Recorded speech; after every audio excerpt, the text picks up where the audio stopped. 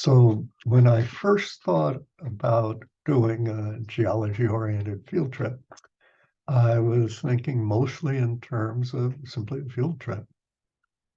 But as I thought about it more, I started thinking about how awkward it might be to present detailed or information in the course of a field trip. I could see people clustered around me and some hearing me and some not. And I could see people shuffling papers of printouts of the maps or diagrams, and the wind blowing and the pages flying in the wind. And so I thought it might be useful to have a Zoom session and provide some background information on what we were going to be doing in the field trip. I think I could present things in a little more detail, and we could see map views of the configuration of the glacier features, and we could include a little more information on geologic processes. So let's see how this works.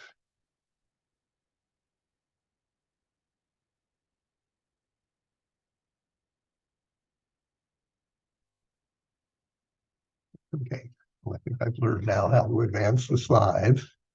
The field trip will have three stops. The first at the 12th Avenue Bridge, which is the bridge over I-90 that connects Beacon Hill with First Hill. This will give us a vantage point to view glacial drumlins and linear ridges that were a product of the continental glaciers.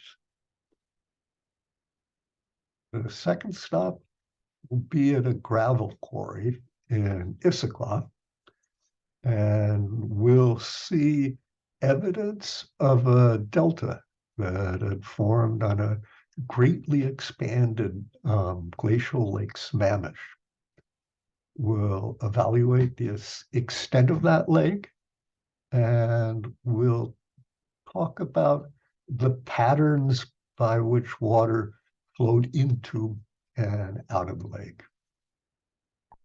And the third stop will be at Rattlesnake Ledges, more properly the first Rattlesnake Ledge, where we'll see moraines and lake beds that resulted from the impoundment of three rivers meeting North Bend. This will be a hike to the Rattlesnake Ledges. It'll be about 4 miles long and entail about 1,200 feet of elevation gain. So you should be prepared for a hike of that nature. I'm not a geologist, although I did major in geology at college. I had no professional experience in it, nor have I been, a particularly expert on the local geology. But quite recently, I'm becoming more interested in it. And here are three sources of information I've used for the presentation I'm making today.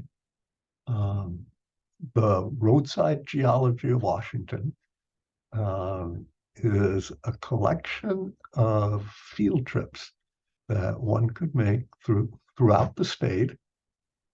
The section on what we'll be doing today seemed to be an offer a nice, coherent, self-contained narrative. As I said, there are many such tours described in here. You can buy the book. You can go on them on your own. I also used information from the Geology Underfoot in Western Washington and from a publication by Philip Fender on a geo tour of I-90. Rather late in the game, I discovered Nick Sentner, who's a geologist at Central Washington State and who has an extensive collection of interesting and informative YouTube videos on many aspects of Washington State geology. I saw that he had one on Ice Age lakes between Seattle and the Cascade Range, um, which is much of what I'm going to be talking about today. And I found there was a good deal of overlap in how we approach the issue. So I've used a number of his slides as well in the presentation I'm making today. Our area has been affected by two kinds of glaciers, mountain glaciers coming from the Cascades. They originate in the high basins where snow accumulates, and the snow accumulates over time to an extent that it forms a glacier that flows down into the lowlands. And then as the global temperatures rose, retreated back to the mountains, leaving a number of characteristic features behind on the retreat, like moraines, that we'll be talking about a little later in more detail. The most recent maximum extent of the mountain glaciers was about 20,000 years before the present.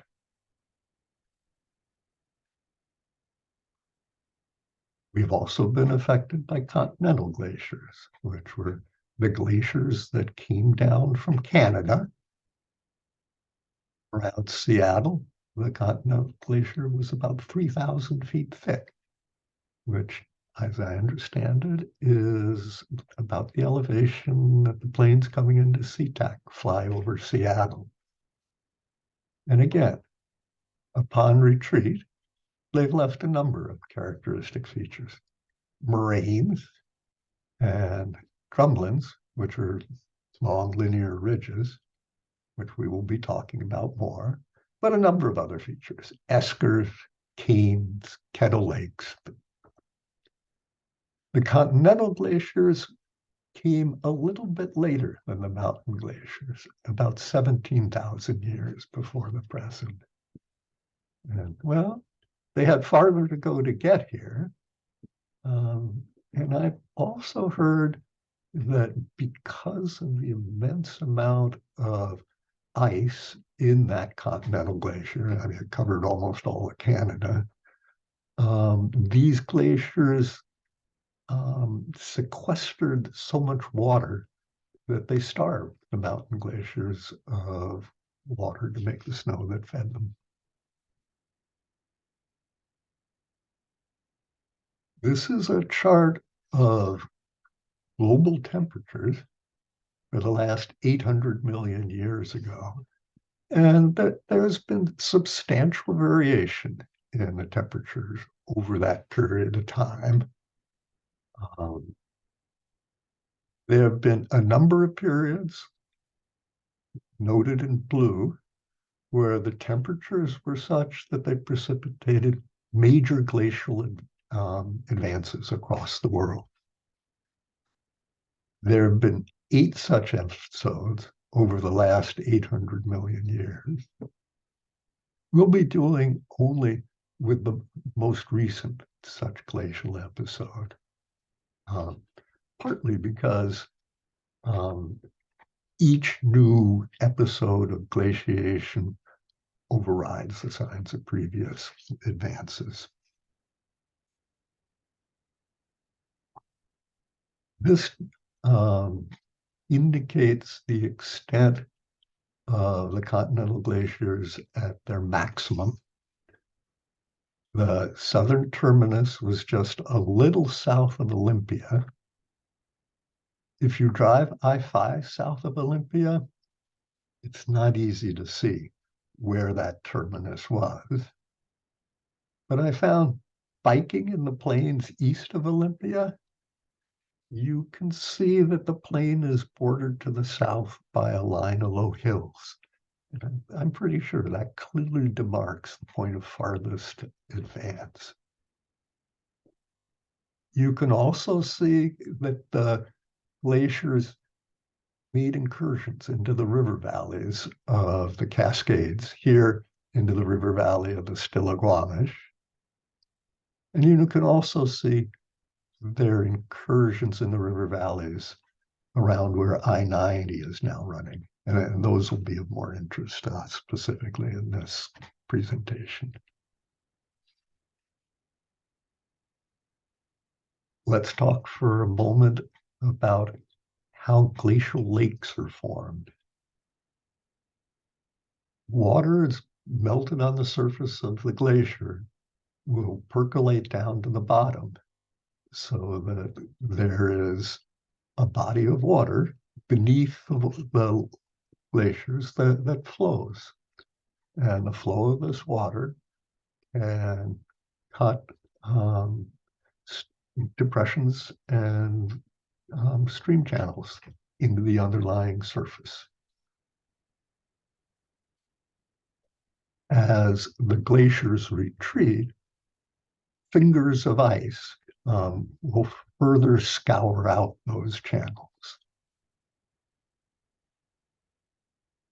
When the glacier is fully retreated, water has filled those channels. Hood Canal, Puget Sound, Lake Washington, and Lake Sammamish all represent channels that have been scoured out by the continental glacier. Also, the valley of the Snoqualmie River was also scoured out by the glaciers, though it now is filled with a river rather than a lake. One of the characteristic features left by the glaciers are drumlins. Drumlins are linear ridges oriented in line with the flow of the glacier, with a steep end in the direction that the glacier came from, and a less steep end in the direction it was going. Also relatively steep sides. They tend to be produced in clusters. Often the clusters are a lot less regular looking than they appear in this diagram. There's a certain amount of uncertainty about exactly how the drumlins were formed, and they are possibly a product of the flowing water at the base of the glacier, possibly forming where it met rock obstructions. But there remains a fair amount of uncertainty about the details of their formation. A number of the hills that we know so well around Seattle were in fact drumlins. Queen Anne Hill, Capitol Hill, First Hill, Beacon Hill, and Mercer Island. They were all drumlins.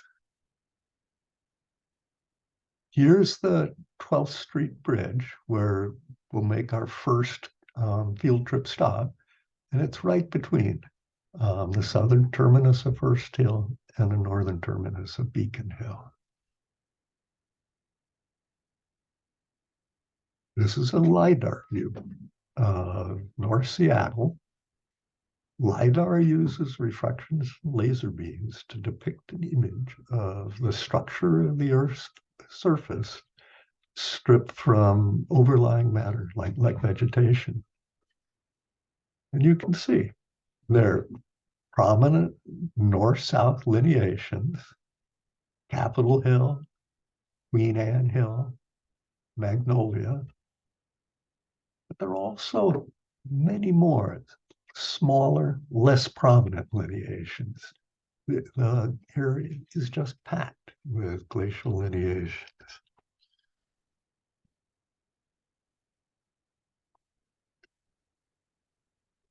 Here's an overview of the quarry area.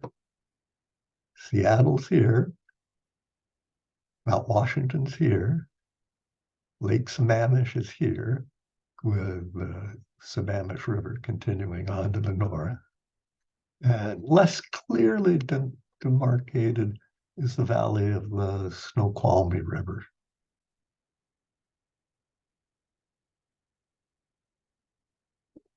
Here's a LiDAR view of the same area. It takes a little while to get oriented in LiDAR view, but here's Seattle, Lake Washington, Mercer Island, Lake Sammamish, and the valley of the Snoqualmie River. Lake Sammamish drains through the Sammamish River to the north up to Kenmore, then flows west into Lake Washington. The Snoqualmie River also flows north to the confluence with the Snohomish River and then flows out to Puget Sound and Everett. There was a time in the course of the retreat of the glaciers, say when the glaciers were on this line, when they blocked the outflow to the north of the Sammamish River and of the Snoqualmie River. And therefore, these valleys filled with water. And the filling of these valleys was enhanced by the copious outflow of the melting and retreating glaciers.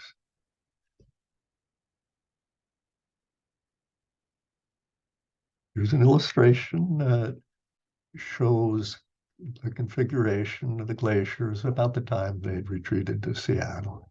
And you can see a large expanded Puget Sound that resulted from the meltwaters. And with a little careful looking, you can see lakes in the Sammamish River Valley and Snoqualmie River Valley.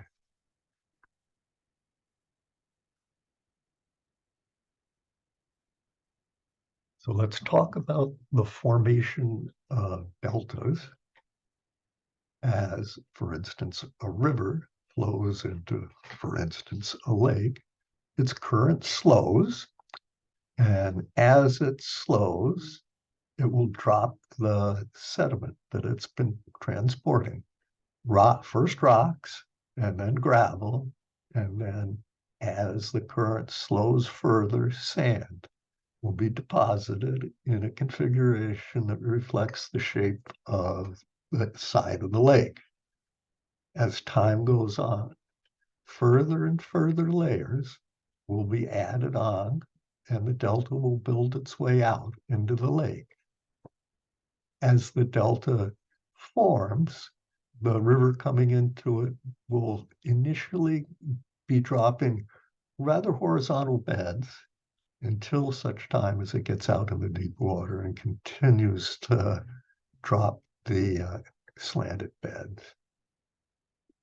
This pattern of slanted beds, perhaps with some parallel beds on the top, is called crossbedding, and it's considered diagnostic of the previous presence of a delta, although crossbedding can be formed in other ways.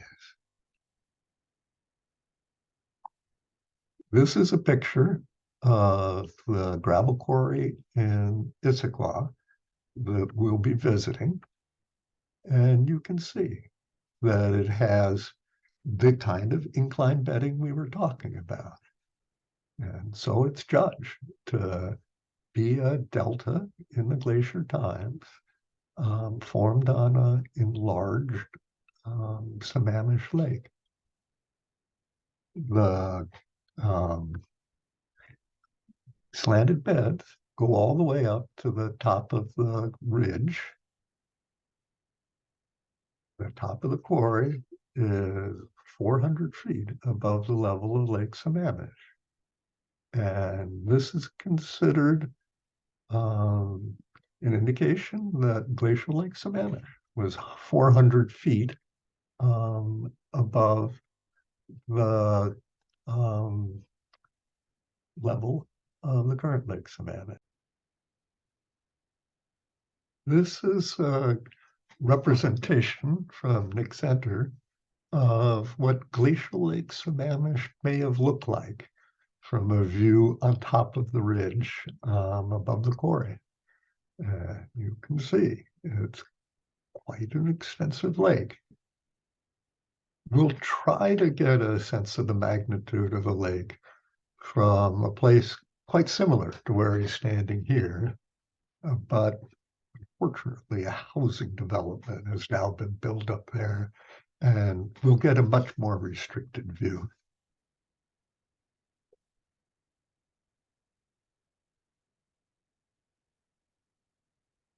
Here's a LiDAR view of the area we've been looking at.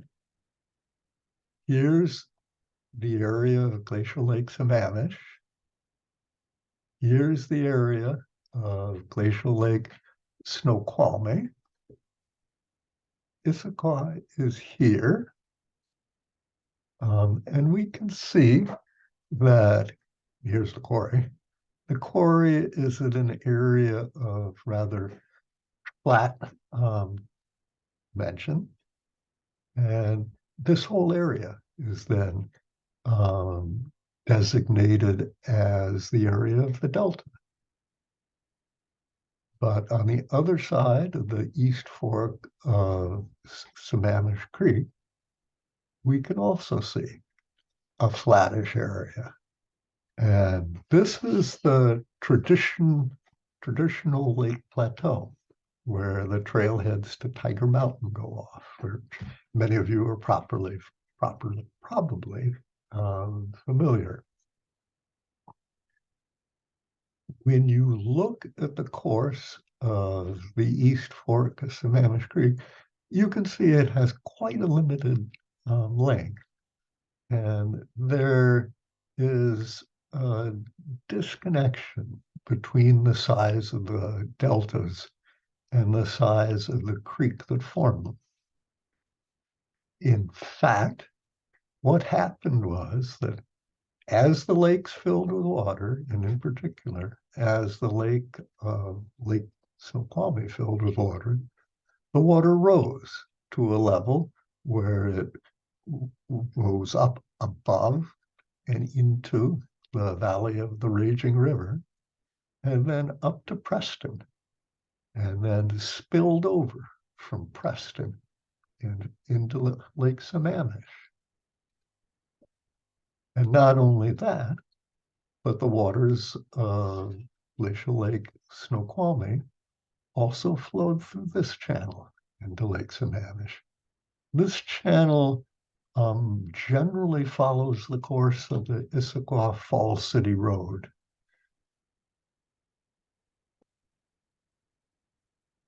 Further, as Glacial Lake Sammamish rose, it rose to a high enough level that it spilled out channels to the south. One of them going right through the valley that Issaquah is now in, and then out the course now around of the Cedar River.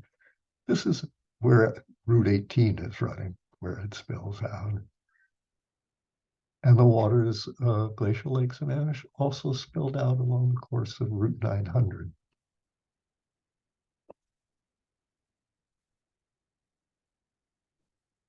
Here's a diagram of Nick Sentner's illustrating how water was flowing down the Issaquah Falls City corridor and how it was flowing down the course of I-90 to add water to Glacial Lake Sammamish.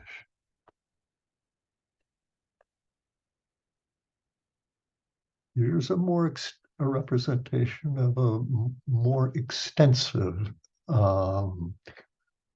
view of drainage patterns. Here's where our quarry is. Here's Glacial Lake Sammamish. Here's Glacial Lake Snoqualmie. And here's a vastly expanded Puget Sound that has submerged Bellevue, Mercer Island, and Seattle. And we've seen this spillway and these spillways from Glacial Lake Snoqualmie to Glacial Lake Sammamish. But water also traveled straight up the Route I-90 from North Bend and followed the channel into Lake Sammamish. And there was an additional channel running farther north where Inglewood Road now runs up to the Sammamish Plateau. That also was a channel where water flowed in. Additionally, from Lake Sammamish, water rose to the extent that it passed over the high point on I-90 at Eastgate and into the extended Puget Sound. And the waters that had gone through Route 900 and through Issaquah floated in the valley of now the Cedar River into an expanded Puget Sound.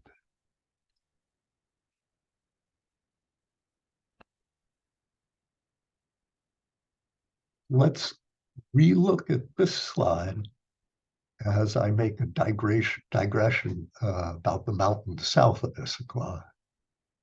Here's our quarry. Here's Issaquah. This is Tiger Mountain. This is Cougar Mountain. No, that's Squawk Mountain. This is Cougar Mountain.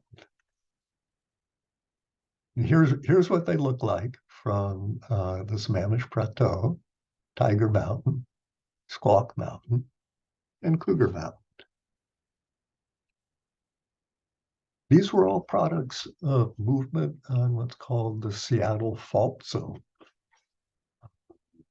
This is a diagram of that fault zone, which includes more detail than we're going to go in now, but suffice it to say that it wasn't one simple fault, but a system of parallel faults. And they came from the Kitsap Peninsula, over Bainbridge Island, West Seattle, and followed the general course of I-90 most of the way to North Bend, and then crooked down to the south, right along the spine of Rattlesnake Mountain.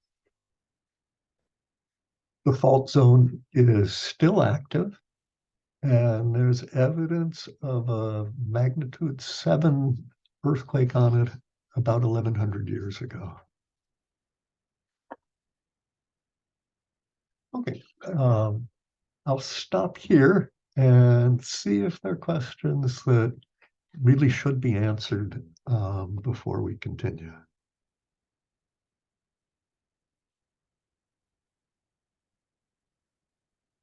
Okay, moving on to the Rattlesnake Ledges stop of our geology tour.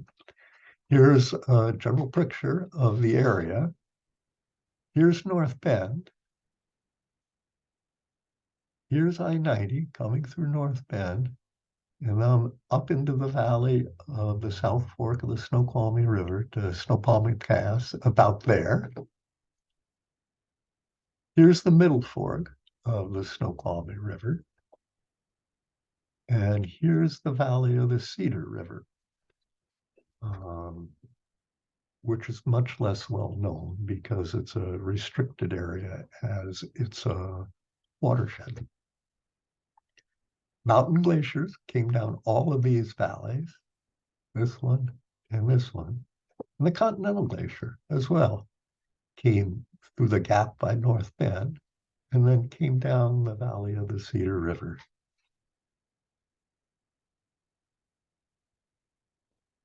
Let me speak a couple words about the formation of moraines. Well, as we know, moraines start in a zone of accumulation where it's colder and higher and the snowfall accumulates and eventually moves down slope until such time as it reaches an area warm enough that the loss to evaporation and to melting just balances the gain from snow moving down into the area. If that point of equilibrium persists at a certain place for enough time, the melting out of the debris that the glacier is carrying will pile up into a moraine. Doesn't necessarily mean it's the farthest point of advance of the glacier. It's controlled by whether the glacier there, the end of the glacier, resides at a certain place for enough time to create the moraine. As the glacier retreats, it could come into other areas where its gain from the flow of the glacier is balanced by the loss by evaporation and melting, and it could form multiple moraines as it retreats. Here's a diagram of that situation where the mountain glaciers came down and for a while terminated at this place. They retreated again and again, resided in this place, and then it recurred for a third time. I also want to point out that glaciers leave moraines on their sides, what are called lateral moraines.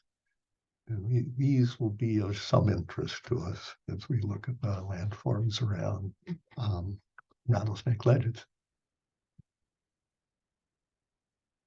These lateral moraines can block side valleys and result in ice dam lakes if the side valleys melt out and generate water.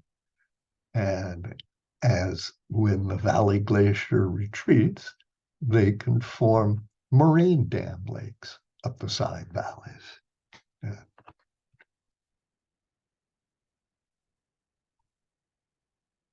Here we see a LiDAR view of the area around rattlesnake ledges. Again, North Bend is here. You can see a trace of I-90 running here. This is the valley of the Middle Fork of the Snoqualmie. This is the valley of the North Fork. And this is Cedar River. We'll look at a little more detail of three places. The first will be Grouse Ridge. We'll also look at this area and this area. Here's a diagram describing the formation of Grouse Ridge. The Continental Glacier had come down and through and out the valley of the Cedar River, but it had blocked out the outflow from the Middle Fork of the Snoqualmie and the South Fork and built up what I'd consider a lateral moraine, um, uh, sand and gravel and all the debris that the glaciers carry. Today, we can see the remains of that lateral moraine here. We can see I-90 running right over its face and back into the valley. And you can see how the Middle Fork of the Snoqualmie has cut right through it. And you can see how the South Fork of the Snoqualmie has cut right through it. Just from the positioning of it, it's not clear whether this is a lateral moraine of the Continental Glacier or perhaps a terminal moraine of either the Middle Fork of the Snoqualmie or the South Fork of the Snoqualmie, or both. In fact, you can find rocks that have been transported from Canada in this moraine. So that's definitive evidence that it's a remnant of a lateral moraine of the continental moraine. Also of interest is this area here, which has this unusual, smooth, flat surface. And this I'm interpreting as a lake deposit of a lake that was formed by the damming of the lateral moraine of the flow of the water through the two side valleys. The second feature I want to look at in a little more detail is this, what I'm calling the Middle Fork Lake bed. And again, you can see this characteristic smooth and flat surface. Looking from rattlesnake ledges, I've seen written descriptions of this face as being the face of a moraine. But myself, I just can't see how this surface could result from anything but a lake bed. It doesn't look like the moraine of Grouse Ridge. It has this interesting pattern of erosion eating into its surface. I'm also interested in this structure here, and I wonder if it represents a continuation of the Grouse Ridge moraine up here that had been cut by the middle fork of the Snoqualmie River. I'm not sure, but I think it's a possibility.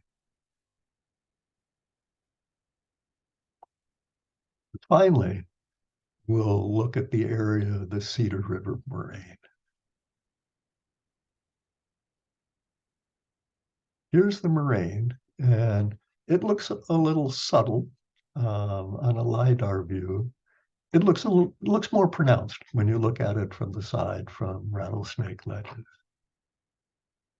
For orientation, here's Cedar Butte, and here's the Palouse to Cascades Trail, for those of us who know that. You can see the Cedar River cutting through here. Here's Rattlesnake Lake.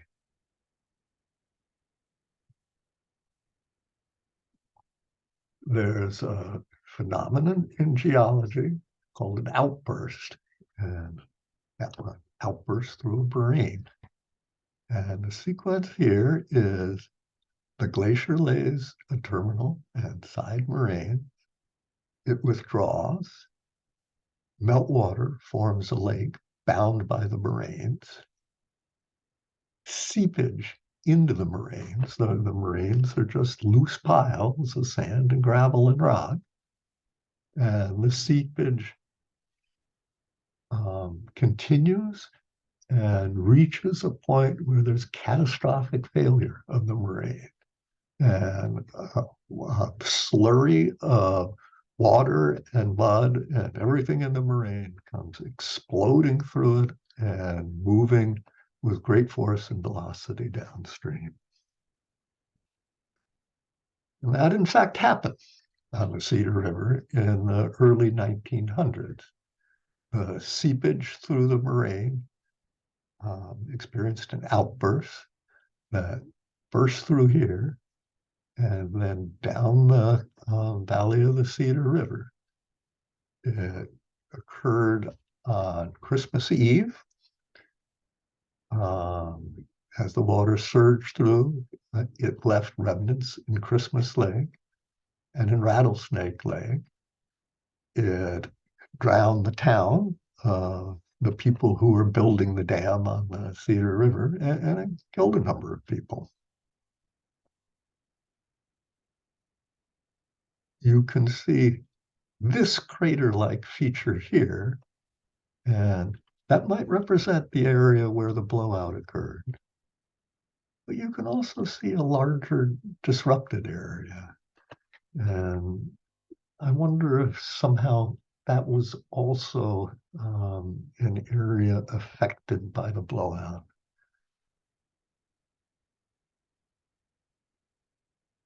In fact, the engineers building the dam were aware of the possibility of a blowout on the Cedar River moraine. But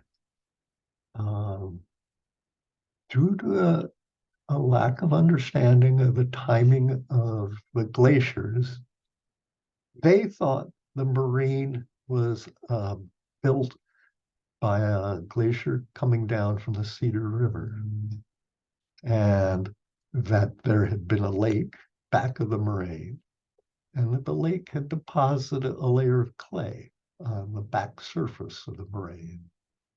The layer of clay could have formed an impermeable barrier which protected the moraine from infiltration by the waters of the lake. Unfortunately, that was wrong. The moraine was a lateral moraine of the continental glacier moving through. And there was no impermeable barrier on the backside of the moraine. Maybe if the area had been blocked, there was an impermeable barrier on the near side of the moraine, but that wouldn't have stopped the infiltration and the blowout. So the uses of geology. This will be the last slide I'll be presenting. And this is a view from the third Rattlesnake Ledge up the valley of the Cedar River. Here's Chester Morris Lake. Here's the lake bed. Here's that little crater we were seeing that we were discussing in terms of the source of the Boxley blowout.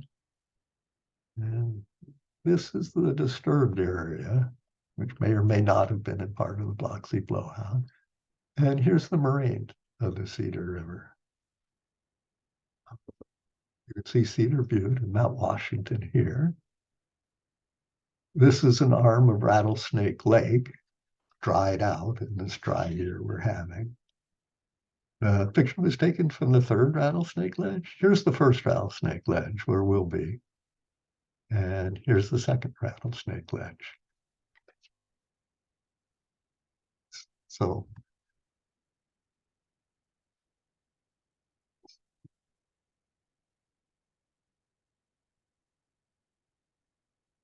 now I'll stop for questions here. And thank you for your attention.